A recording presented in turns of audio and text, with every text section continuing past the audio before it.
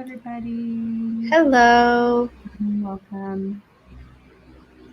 We'll give everyone just a couple minutes To join in. It's post-lunch, so people are probably trickling in.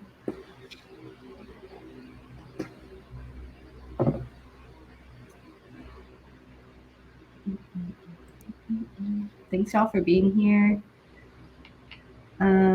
We have this as a sticky note in the chat, but we'll have a Q&A at the end. But feel free to, of course, drop in questions as you think of them, and we'll get to them either while we're presenting or at the end if you see them.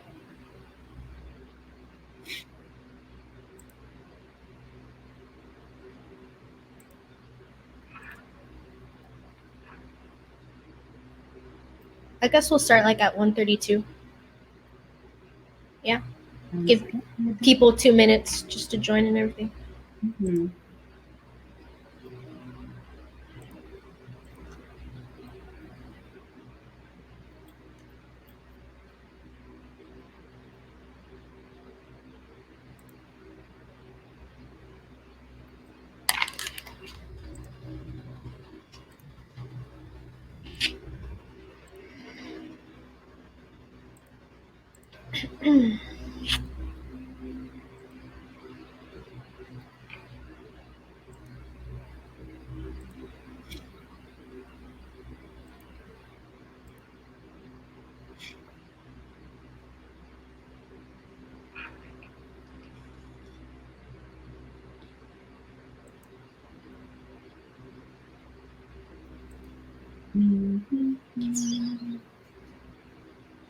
Oh. Why are you raising your hand? I didn't know that was a thing. Sorry, guys. Okay, Melivia, I guess we could just start. Yeah. Okay. Hi, my name's Melivia Mujica, and we also have Michelle. We are EdPrax interns, and we'll be going over the power of student advocacy / student voice.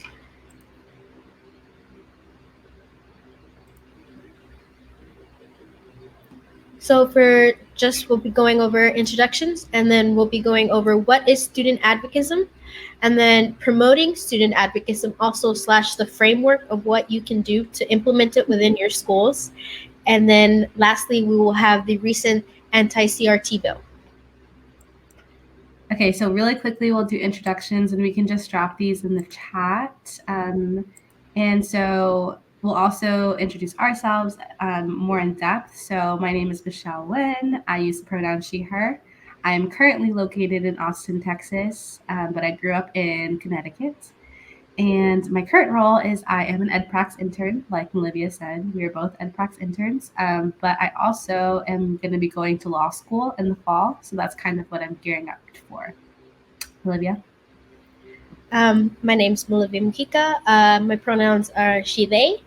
I am here in San Antonio, Texas, born and raised. My role is an EdPrax, educational practice equity intern. I am a junior at the University of Kingsville. I am studying to be an environmental lawyer. So right now I am a maniac with a double major of environmental engineering and political science. And hopefully I hope to work with policy in the near future. Yeah, so I'd love for you guys to introduce yourselves in the chat as well. We'll give y'all some time to do that as we continue through the presentation, but just want to know who's in the audience today. Okay. Melivia? So we actually have a question for you guys. What are you doing in your school to promote student advocacy? We actually added the question to the polls, so you are more than welcome to come and answer and give us your response. We're just trying to see what you guys are already working with, or if you guys haven't at all, or if you guys have some idea but you don't really know where to start. This is perfect, so we can kind of see where to guide this presentation best to fit Yale's needs.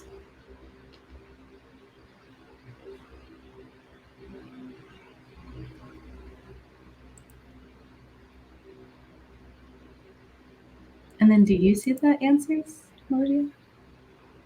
Yes, but no one has responded. Okay. And then I guess we can just put in the chat too, if that's easier for people, for the what are you hoping to get out of this session? Yes. You can also put that in the chat.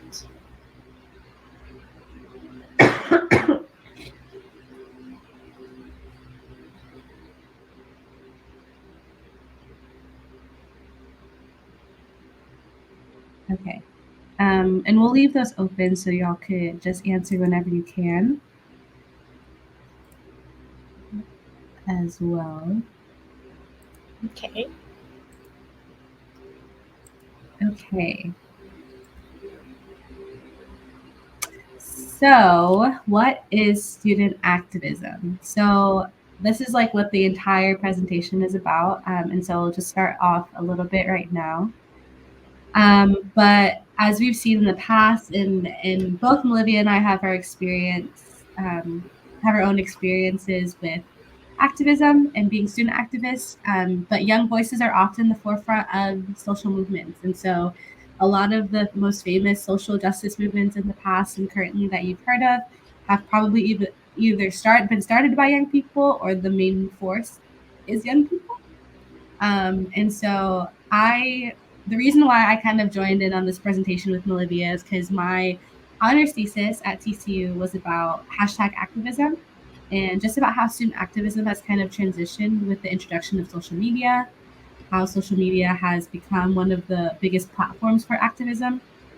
And #activism is just the idea of like utilizing a hashtag to create a shareable phrase or content. So think of like Black Lives Matter or #MeToo, which are both like really big movements that really started from social media and just from one hashtag.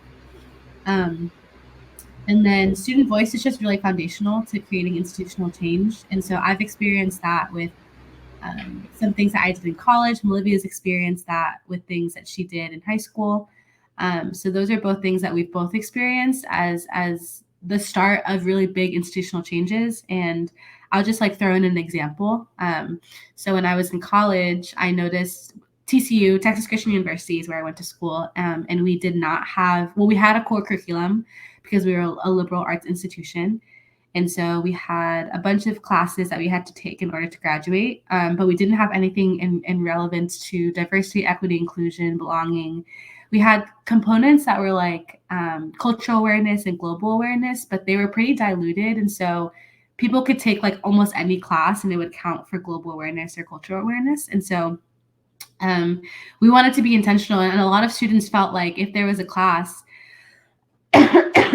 excuse me, if there was a class that individuals could take that showed the importance of diversity, equity, inclusion, and belonging in their workforce or in their life in general, or just an introductory class to social justice, it would be really beneficial.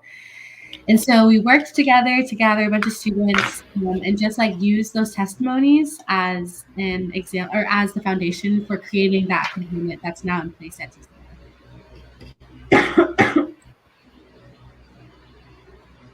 Excuse me, allergies are really getting to me this season. So excuse me while I cough it out.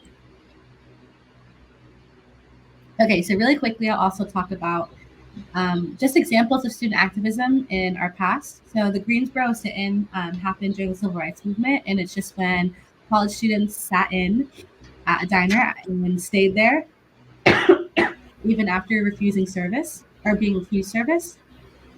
And that spread to a bunch of other cities, a bunch of other college students doing the same thing, was really foundational in the Civil Rights Movement. Excuse me, oh my gosh. And so kind of stemming off of Black Lives Matter, which started not necessarily by youth, but has really been fueled by young people. The Black Youth Project 100 is kind of the youth branch of Black Lives Matter that specifically focuses on individuals who are 18 to 24, building them up through leadership, and just really encouraging activism through an organizational aspect. And then the Dakota Access Pipeline, which we've probably all heard of, is just when Indigenous people boycotted the Dakota Access Pipeline after being rerouted to being in Standing Rock, the reservation. And so these protests were mainly led by young people, and really gathered a lot of community to protest this pipeline. So these are just a few examples, but almost any social movement you find probably honestly was either started by or really fueled by young people. I'm going to pass it off to Melivia so I can cough off screen. Okay, so steps of promoting student advocacy.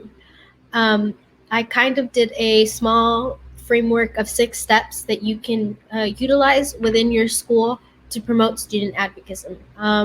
Just to start off, within schools, clubs, and organizations, there are programs that make schools more appealing and provide an identity outreach for students with many interests and backgrounds.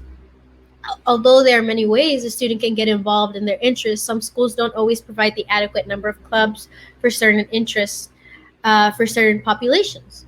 What many schools typically offer is honor subject-specific clubs and community service, but never actual cultural or activist organization. And this could really actually benefit a student's social skills, being able to voice their opinions and learn how to work with others and how government policies work. When only providing a small variety of organizations, it doesn't give students the chance to reach to their full potential and finding their passion. There are benefits to having students participate in certain clubs, like offering opportunities for students to learn the values of teamwork, individual and group responsibility, physical strength, endurance, competition, diversity, and a sense of culture and community. It is a way to provide the application of academic skills in real life context, providing what they have a well-rounded education. Research has proven that an increase a student's sense of engagement or attachment to their school and thereby decrease the likelihood of a school failure and dropping out. So helping students become occupied with school-related activities. I'm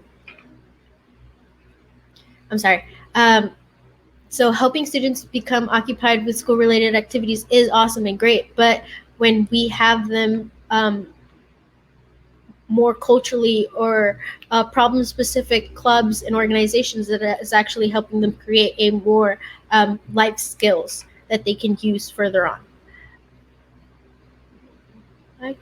Michelle, can you skip? Okay, yeah, thank you. Okay, so the first step is, I like to think, is pinpointing your passion. Also, the little pictures here are actually from when I was in high school and what my organization looked like. Basically, it was just a classroom where my teacher just did community guidelines for what we were able, our space was supposed to be, and what we were able to do in that space, and be creative and as vocal as we wanted to. And there we were able to bring up our concerns within the school. Anyways, step 1, pinpointing your passion. Whether it is fighting for LGBTQ equality, research, immigrant rights, resources, or helping beautify the school, the most important thing is to identify a cause that you get up in the morning believing you can make things better. One huge thing I can offer you is different types of groups you can bring in, clubs, groups, organizations you can bring into your school. So diversity and racism. So although the civil rights movement began more than half a century ago, racism and the lack of diversity continue to be an issue both on college campuses and across the country. So why not introduce them into the high schools where we can fix the problem there also. In the context of higher education, poor race relations can fester, eventually manifesting in learning distractions or threats to student safety. Although these issues have greatly improved in recent decades, there's still so much more work to be done. Another one is environmentalism and sustainability. The concept of going green or enacting environmentally friendly, sustainable policies has been discussed on hundreds of colleges' campuses in recent years.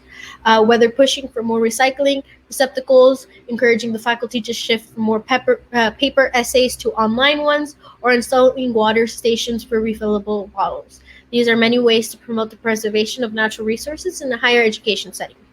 LGBTQ and gender equality. The first widespread LGBTQ activism efforts began in the late 1960s, stemmed from wider issues surrounding the second wave of feminism and the civil rights movement. Student activisms were on the front lines of this movement, and many campuses have started LGBT groups since then.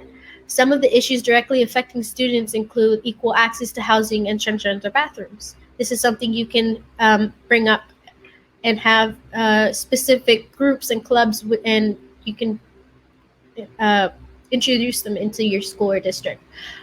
Politics and government, so student government, not just student body, but student government. So this is where decisions can be made within a political area by mock government officials, because they have scrutinized student activists, with examples of ranging from local government intervention in education to national issues. Many student-led political groups originated from other student clubs focused on conservative and liberal platforms. Sexual health and safety. Student activisms run a gamut of issues surrounding sexual health, with some working to expand abstinence programs in high school and others seeking to increase access to birth control. Sexual harassment is an area where most people come together to lessen the number of incidents by providing greater campus security and educating men and women about anti-harassment policies. And social justice movements, a wide-ranging concept. Social justice is concerned with a mistreatment of any individual by a society. In the case of a student activism, this may relate to student mistreatment by the school administration. Issues can span from racism to sexism to access to healthcare or education, and students often join the large activism groups to amplify their collective voice. And this is a big thing on pinpointing your passion. So educating yourself.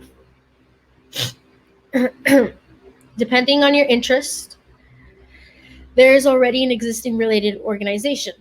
Before you go right in, doing a little research to make sure you fully understand the issue, to be unbiased with information, and try reading some position papers from groups of opposing viewpoints can really help open the conversation and mindset to starting your activism. Once you have a firm grip on the issue, you can see if you can come up to a strategy for change or need to adopt a different approach. This is kind of, when it comes to educating yourself, it's not just you as a teacher, but your students as well. You want them to be, as just like in school, you want them to be most informed of everything that they possibly can. And when you're trying to have them be advocates, you need to have them informed with every possibility of information. They're able to articulate and make and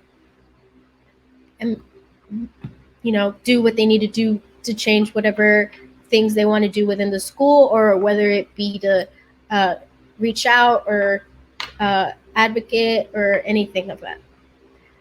Determining a goal. When you start making others aware of an injustice you identified, what actions are you hoping to encourage? So a big thing is listing short and intermediate and long-term goals, keep you organized, and show supporters you thought things through. So at the club at my school had a spreadsheet that listed different topics with goals for each week and month, semester, and year. And that way we were able to actually get things done within our club. So one of the many things that we were able to do is what we first started off was a Know Your Rights training for immigrants and immigrant families in the surrounding area of our school district. I went to a Title I high school. We didn't have a lot of resources. This was when the whole DACA issues were coming up. So we decided it would be a great way to introduce the Know Your Rights.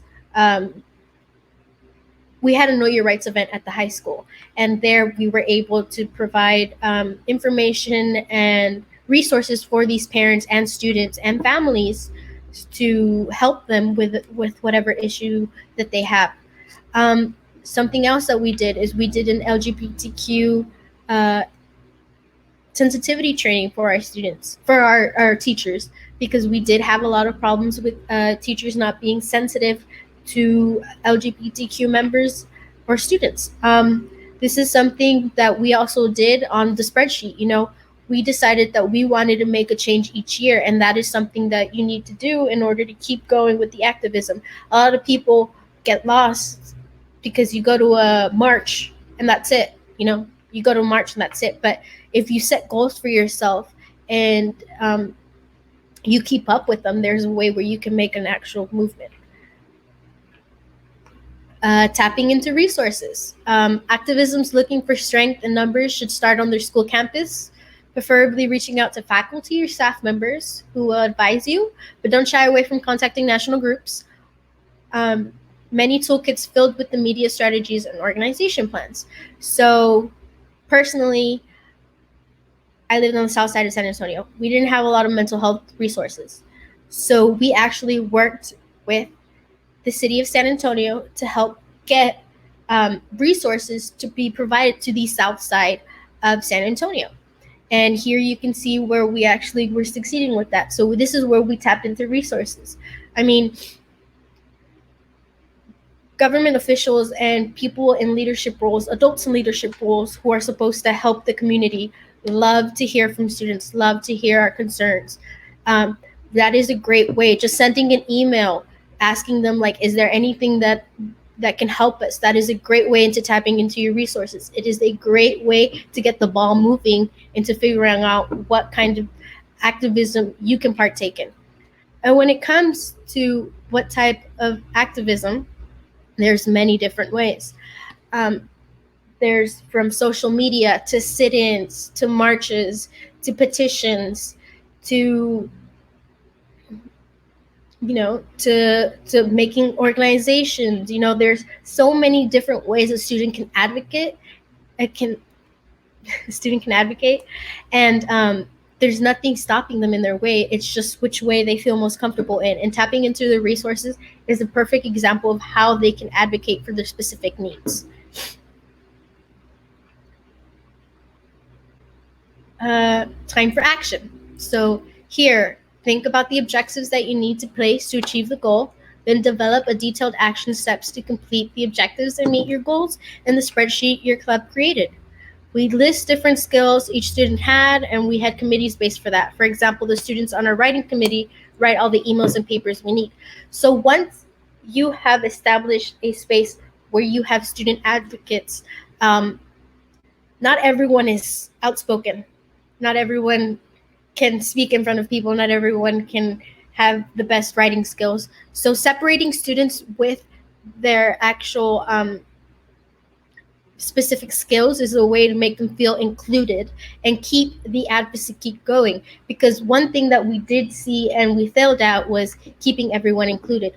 We realized that not everyone liked to go and speak up with the principal. Not everyone liked to go to the district meetings and stand up and waste their Friday night, staying there until midnight for our student district meetings. So these are ways for students to feel included within their student advocacy and within their groups and within their school. Just creating these small committees within that larger group to make everyone have an equal job and an equal sense of responsibility. And take action. So common methods of student activism are internet activism, petitions, media outreach, boycotting, protests, school board presentations, sit-ins, demonstrations, occupations, and civil disobedience. Sometimes you can make change just by alerting school leaders of an issue and offering possible solution. In the picture above is actually when we got a grant from the nonprofit resources of San Antonio to come and provide a mental health clinic within the south side of San Antonio, within one of the districts, within one of the schools of the South San Antonio ISD. So here is actually us opening up the clinic for the first time, and this is something that we worked on for 5 years. I had already graduated by that point, but they invited me back to come in and open up, and it was just an amazing thing, seeing that my work never stopped. And after I left high school, it kept going. And this is something that's really important about student advocacy, because as students, we feel, well, I'm a kid, I can't do much. But once we give them the torch and once we give them the supplies to do what they need to do, they will flourish into the perfect students, and it's just an awesome experience. Okay, Melivia, before we move on, do you mind just like talking more about the mental health advocacy that you did? Because I feel like it's like really, really great. And I would love for you to like to talk about it in the reference of the 6 steps as well. Okay. Because I feel like that would be relevant for people to know, because that is like such a great example of student advocacy. Yeah. Okay, so within the 6 steps for the mental health clinic, we pinpointed our passion by realizing I do have I do have mental health issues, and my parents weren't really understanding about the mental health issues surrounding me. And so what I did is I voiced out to the school, and the school wasn't even able to provide mental health resources for myself. And so that just kind of made me angry, and I realized that I wasn't the only one that was going through the same thing. Once I reached out to the school if they had mental health resources, I was put on a 2-month waiting list to be seen by a counselor. And at high schools you have academic counselors. You don't have counselors specifically for mental health and for the health of students. You have academic counselors that are there to strictly make your schedule, to make sure you stay in school. So that's kind of where we started to pinpoint our passion. We decided that we wanted to focus really hard on mental health wellness. And within that, we started educating ourselves. So within mental health, we realized that a lot of the students were having these issues because they were either part of LGBTQ, or they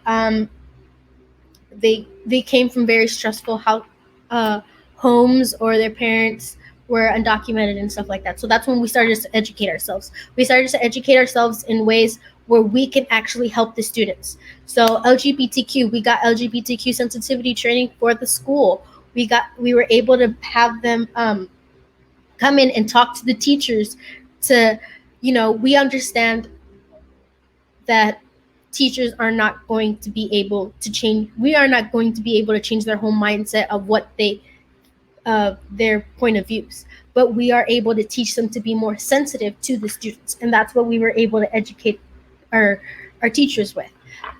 We did a Know Your Rights training, so we can know more about the situations that undocumented students and undocumented families are going through. This is a way for us to kind of really understand what other people are going to and the toll it takes on mental health. So once we started that, we decided we wanted to determine a goal. And the goal was actually very small. We wanted to have another, a psychiatrist. And we had one psychiatrist for the whole district. And that was just crazy, because that meant that that one psychiatrist was supposed to be spread thin between 1 high school, 3 middle schools, and 5 elementaries.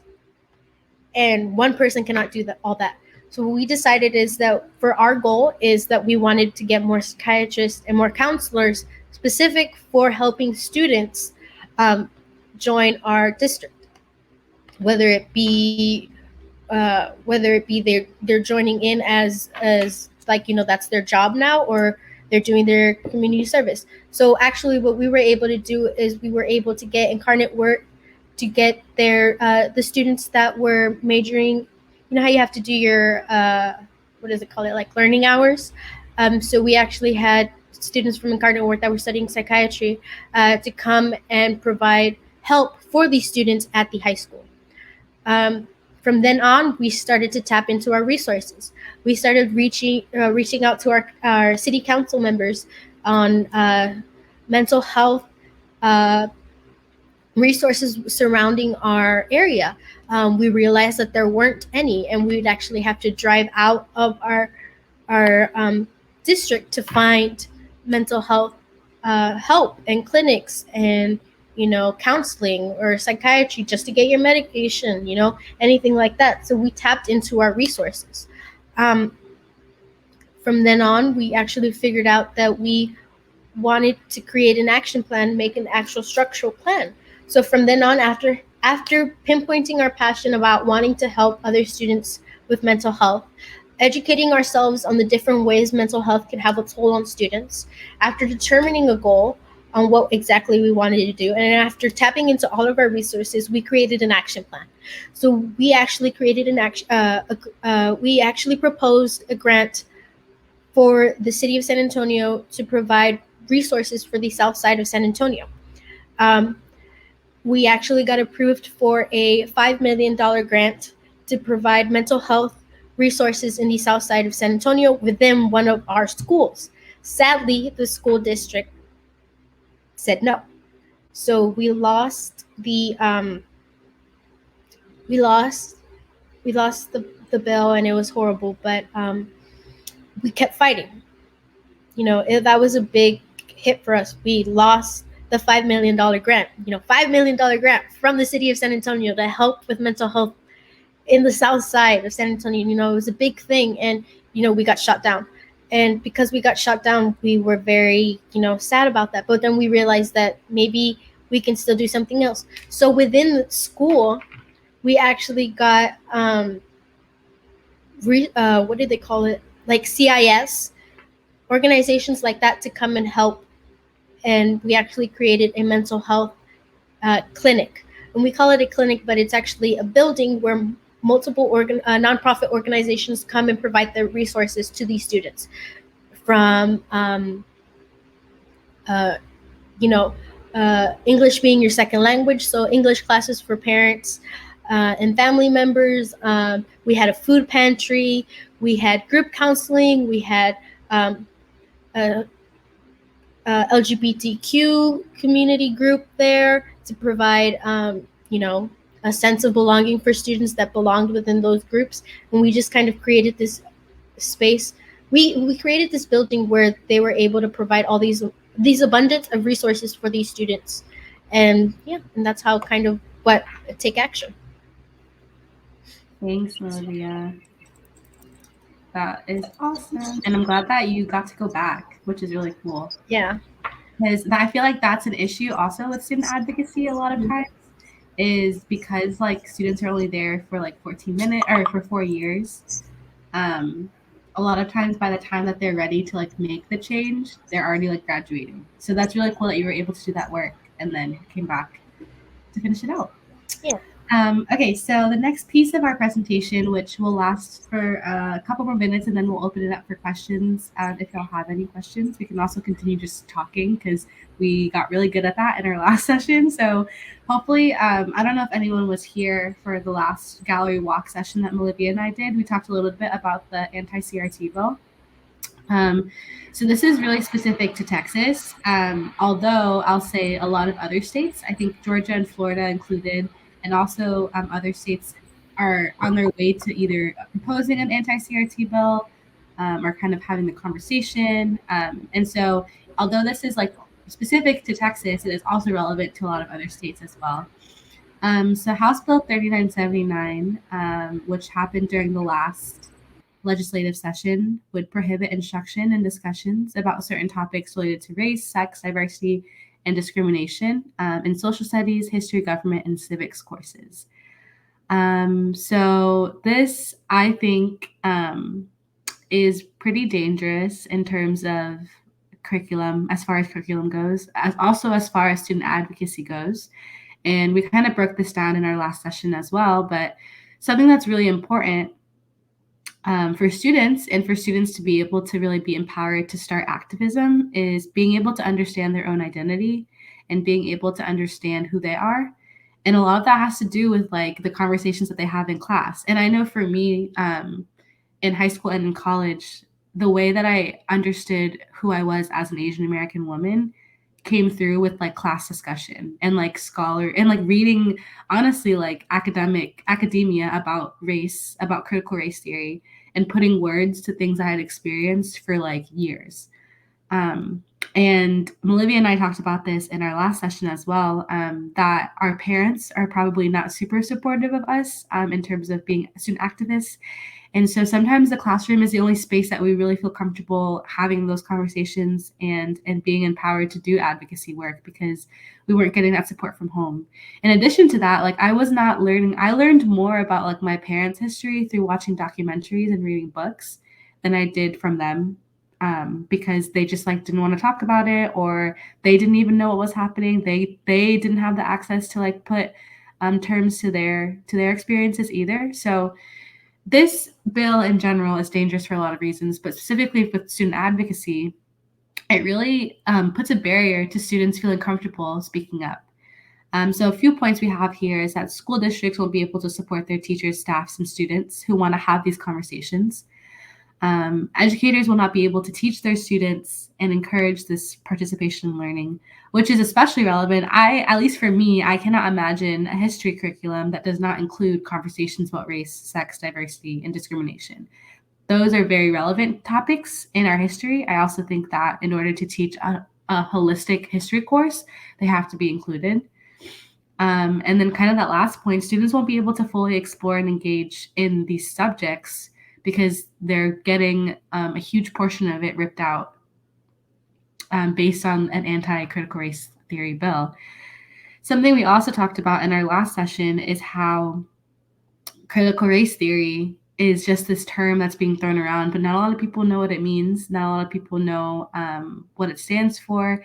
And it really is just like looking at the intersection of race and policy and how in our history race has intersected with history. And that, I think people automatically assume that critical race theory is like pushed as a political agenda.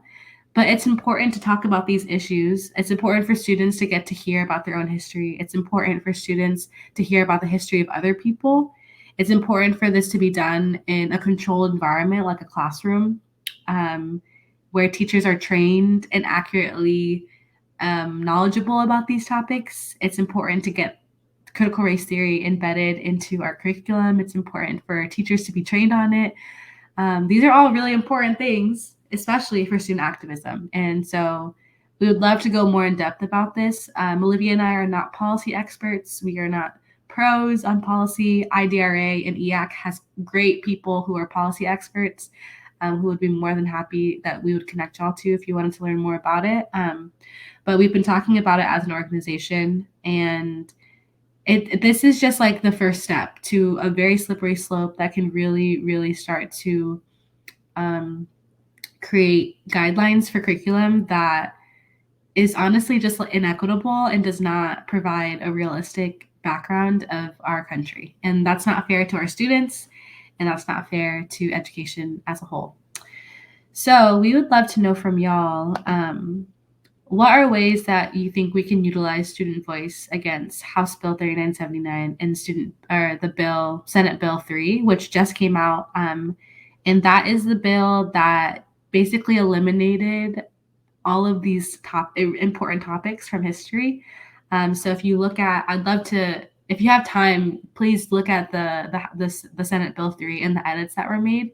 And they literally crossed off like Native American history, Martin Luther King. Like they physically like crossed off these things that were already in the bill previously to reinstate a policy that really removes race from the conversation, which is so dangerous.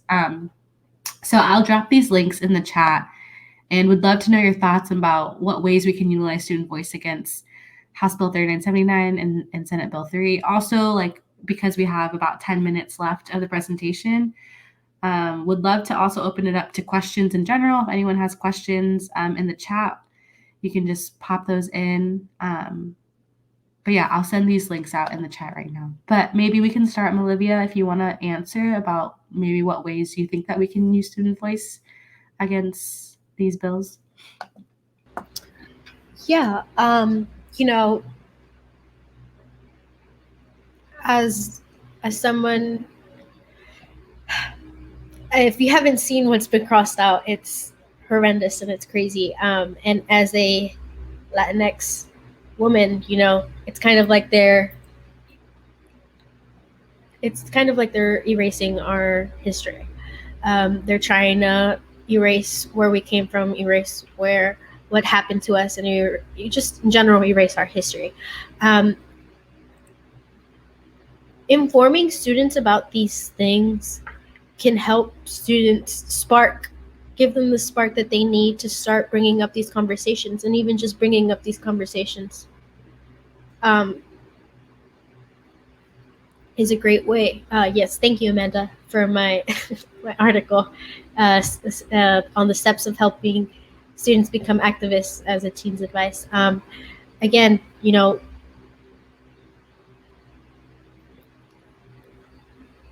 for colored students, to find out that your history is being erased, that is something that can spark a, I'm sorry, I need a cough too. It can spark a change in a student's lives and make them realize the injustices that are happening within their community, within the country. This is a great way to have students kind of just realize what is happening. Because, again, if students don't know what are happening, then how will they be able to voice out their concerns? They need to be informed about these things so they can make an adequate point of view on certain things, because without them knowing them, they're just going to be making assumptions, and we want them to make the most knowledgeable point that they can make. Michelle? Yeah, I agree. I think students are the ones who are in the classroom. Students are the ones who are learning this information. And I'll speak a little bit about my experience in college. And so I talked about this earlier with the diversity, equity, and inclusion component in the core curriculum that I advocated for in undergrad. And it was students that were like, we don't have this information and we need it and we want it and we want to fight for it. And so we did. And it is so important. And I'll also say, like, looking at the pros and the cons of this bill, and maybe there were also a lot of people um, who were pro critical race theory in curriculum, but anti putting it into the curriculum at that moment because they wanted it to be the right time, right? Like they wanted teachers and professors to be trained. They wanted there to be enough funding, enough resources to get this bill in correctly. And some people thought it was more dangerous to add it in now than to add it in later when there's more preparation. But this is a hard conversation to have because we're never going to be ready for something like this, you know? And at least for my experience at TCU when I was advocating for the DEI component, like this was something that was brought up since the beginning of the core curriculum had started and had not been implemented yet. And it was the same excuse, like we need to wait for a better time. We need to wait for a better time. Um, and honestly, we just have to like do it and we have to figure it out and hope that we're able to provide the right resources at the time. And so really at just like utilizing students because they're the ones that are in the classroom, they're the ones that are learning, they're the ones that want the information, you know, and it's important for everyone to learn. And even if you maybe are going to be an actuary who's working with numbers and data and you never have to run into race, you think you never have to run into race. And so you don't think like something like this is important. Um, it it is because everything intersects with race, and the data that you are looking at should be disaggregated by race, or the data you're looking at maybe doesn't factor for the fact that this population is treated differently than this population, or even like working with other people and your own personal life, what it means to like be a good coworker and what it means to be a good boss, to how to have culturally sensitive conversations in the workplace. Like those are all very important things that regardless of whether or not you think it's relevant to your personal life, it's important. And it's important for you to learn about other people. It's important for you to be able to learn about yourself. And so, yeah, I think students should be at the center of this. Would love to hear any other thoughts or any other questions in the chat. You can just drop them in the chat and we'll answer them. We only have about 5 minutes left of the session, but would love to hear anything anyone has to say. comments, concerns. Yeah. Or No, just kidding. if there's something you don't agree with, like how can what can we do better, And then also our contact information is on the screen if you want to reach out after. Mr. Morris, that is a very important question to ask ourselves. So to support student voice without having adults diluting it or minimizing their experiences, we have to create a safe space. And what I mean by safe space, I mean by having students being able to understand where each one of us are coming from. So like a great icebreaker is stand up. So something that we actually did on a weekly basis was play this icebreaker to kind of figure out the issues that each student is dealing with. And the teachers also participated. So it's no longer the students viewing the teacher as an authority, but as an equal. And that is the most important thing about creating a safe space. Everyone is equal. Everyone has a voice. As teachers, most of the time you have them guiding conversations or steering conversations in a certain way. But by creating community guidelines, you are more than able to create a safe space for students to openly talk about things that they want to talk about. And as teachers and administrators and as adults, what we have to do most is we have to listen. We have to listen to them. We have to save our comments to ourselves because their minds are still growing. We already have formed and articulated our opinions on certain things, but they are still growing. Their minds, they still have time to reach to those assumptions. So we can't disturb that. We have to make them feel heard and seen. So we as adults have to mediate the conversation. We have to stand back. We have to listen. We can't just go ahead and intervene whenever we like. We just have to stand back and listen. That is the most important thing. Michelle? Yeah, I agree with that. I think what's really important is that there's definitely a power dynamic that exists with a teacher and a student. And so as much as you can eliminate that power dynamic and just giving power, and that's not by like it's really just by giving power to the student, allowing them to guide the conversation, allowing them to really be able to share whatever is on their mind in that moment. I also think like meeting students where they are. So we had a question in our last session about quieter students or more reserved students. And I think a lot of times, and I'll speak about my experience too, like I would go to a professor or a teacher and I would explain to them that I was really frustrated with this portion of the institution that I was attending. So I think I talked about how there was no Asian American resources at my college, and I went to one of my mentors to have that conversation with him. And he was like, well, let's like make an action plan of like how we can get a grant to start like an Asian American cultural awareness center and all these things, which is like awesome. And I would love for that space to exist. But in that moment where I was I just needed support.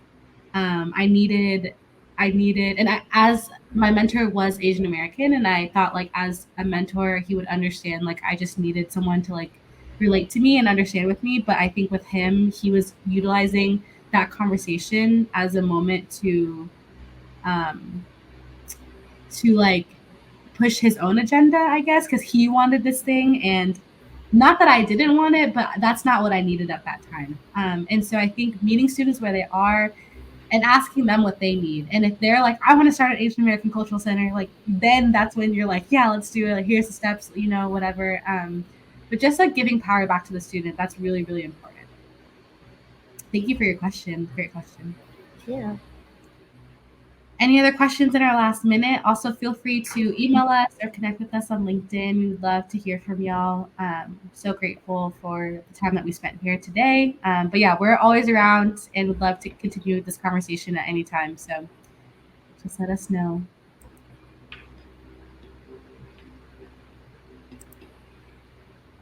Melivia is one of the best student advocates that I know.